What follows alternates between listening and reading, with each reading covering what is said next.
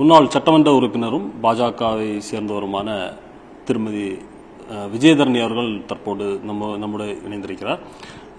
கன்னியாகுமரியில் இப்போது பிரதமர் நரேந்திர மோடி வந்திருக்கக்கூடிய இந்த நிகழ்ச்சிங்கிறது அரசியல் வட்டாரங்களில் ஒரு பேசு பொருளாட்டு இருந்துட்டு இருக்குது. ஏன் இந்த தியானம்ங்கிற இந்த விஷயத்தை இவ்வளவு பெருசாகிறதுக்கான காரணம் என்னன்னு நினைக்கிறீங்க? குறிப்பாக தியானம் செய்வது ஒரு சைலண்ட் டேல அவர் சைலண்டாக தியானம் செய்ய குமரிமுனைக்கு வந்திருக்கிறார். நம் குமரிமுனைக்கு அவர் வந்ததை குமரி மாவட்டத்தின் பெருமையாகவும் தமிழகத்தின் ஒரு வளர்ச்சி பாதைக்கான ஒரு அறிகுறியாகவும் நான் பார்க்கிறேன். தமிழ்நாட்டில் எலெக்ஷன் முடிஞ்சிருச்சு. அதே நேரம் தியானம் செய்வதற்காக ஒரு சைலண்ட் டேல சைலண்டாக தியானம் செய்வதற்காக தனியாரால் பராமரிக்கப்படும் ஒரு விவேகானந்தருடைய மண்டபத்திற்கு அவர் வருகை தந்திருக்கிறார். விவேகானந்தருக்கு முன்பு பெயர் நரேந்திரன், அவருடைய நரேந்திரன் என்றும் அவர் அழைக்கப்படுவார். அவர் தியானம் செய்த இடத்தில் திரு நரேந்திர மோடி அவர்கள் தியானம் செய்ய வந்திருப்பது ஒரு பெரிய குறிப்பிடத்தக்க ஒன்றாக இருக்கக்கூடிய சூழ்நிலை ஆக நாம் பார்க்கிறோம்.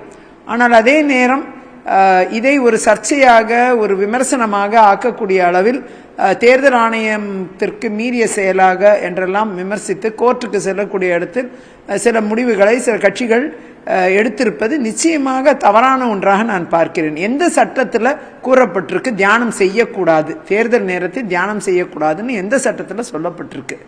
அப்படி தேர்தல் ஆணையத்தில் பெட்டிஷன் கொடுத்தாலும் சரி, கோர்ட்டில் பெட்டிஷன் கொடுத்தாலும் சரி, அதெல்லாம் நிராகரிக்கப்படும். ஆகையால் ஒரு சைலண்ட் டேல அவர் சைலண்டாக தியானம் செய்கிறாரே தவிர அவர் பரப்புரை செய்யவில்லை என்பதுதான் இதில் நாம் பார்க்க வேண்டிய ஒன்று. குறிப்பாக இன்றைக்கு இந்த மாதிரி ஒரு செயல்பாடுகளை கோர்ட்டுக்கு செல்கிறோம் என்ற செயல்பாடுகளை தங்களுடைய சொந்த விளம்பரத்திற்காக அவர்கள் செய்து கொண்டிருக்கிறார்களே தவிர நிச்சயமாக அதில் எந்த பலனும் இல்லை. அது கோர்ட்டும் சரி தேர்தல் ஆணையமும் அந்த மாதிரி பெட்டிஷன்ஸை ரிஜெக்ட் தான் பண்ண போகிறாங்க. சட்டத்தில் எங்கேயுமே இடம் இல்லை.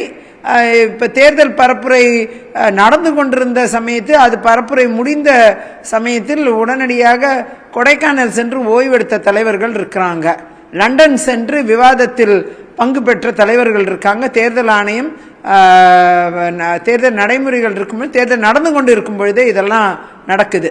ஒரு சில இடங்களில் தேர்தல் ஓய்வு பெற்று இதில் தேர்தலுக்கு போகக்கூடிய சமயத்தில் கூட இந்த மாதிரி நிகழ்வுகளில் பங்கெடுத்தாங்க சில அரசியல் கட்சி தலைவர்கள்.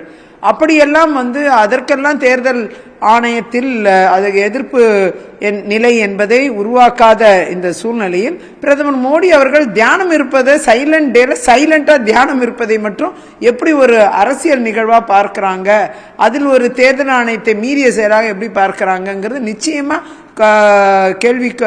கேள்விக்குறியாகும். அதில் நிச்சயமாக ரிஜெக்ட் பண்ணும் கோர்ட்டும் சரி தேர்தல் ஆணையமும் சரி. இதில் எந்த ரிலீஃபும் இந்த மாதிரி பார்ட்டி கட்சிகளுக்கு கிடைக்காது. அவர்கள் சட்டத்தில் இடமில்லை. ஆகையால் இவர்களை பொறுத்தவரை சொந்த விளம்பரத்திற்காக செய்கிறார்கள். தேர்தல் நடத்தை விதிமுறை இருக்கக்கூடிய நேரத்தில் இது மாதிரியான தியானம்ங்கிறது ஒரு வகையான தேர்தல் பரப்புரை தான் அப்படிங்கிறத காங்கிரஸ் கட்சியினுடைய செல்வ பெருந்தகையானாலும் சரி, அதே போட்டு திமுகவினரும் இதை குற்றம் சாட்டுறாங்க. ஸோ இதனுடைய அடுத்த நகர்வுங்கிறது இந்த மாதிரியான ஒரு இதில் இருக்கும். அதுதான் இந்த திமுகவினரும் சரி காங்கிரஸ் பெட்டிஷன் போட்டிருக்கிறதும் சரி, இதெல்லாம் தியானம் செய்வதற்கு தடை என்பதை தேர்தல் கமிஷன் எப்படி சொல்ல முடியும்? சட்டத்தில் எங்க இடம் இருக்கு? நீங்க தியானம் செய்யக்கூடாது. அதுவும் விவேகானந்தா கேந்திரா என்பது ஒரு தனியாரால் பராமரிக்கப்படக்கூடிய ஒரு இடம். அது ஒரு அரசின் கட்டடம் கிடையாது. அது மட்டும் கிடையாது, அங்கு தியானம் செய்வதற்கு தான் செல்கிறார். யாரிடமும் பேசி தன் கட்சிக்கு வாக்கு சேகரிக்க அவர் செல்லவில்லை.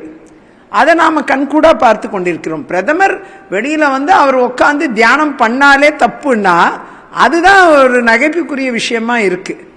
எந்த சட்டத்திலையும் கிடையாது ஒரு தனிநபர் தன்னுடைய சொந்த விஷயங்களை செய்வது, உண்ணுவது உறங்குவது போல தியானம் செய்வது.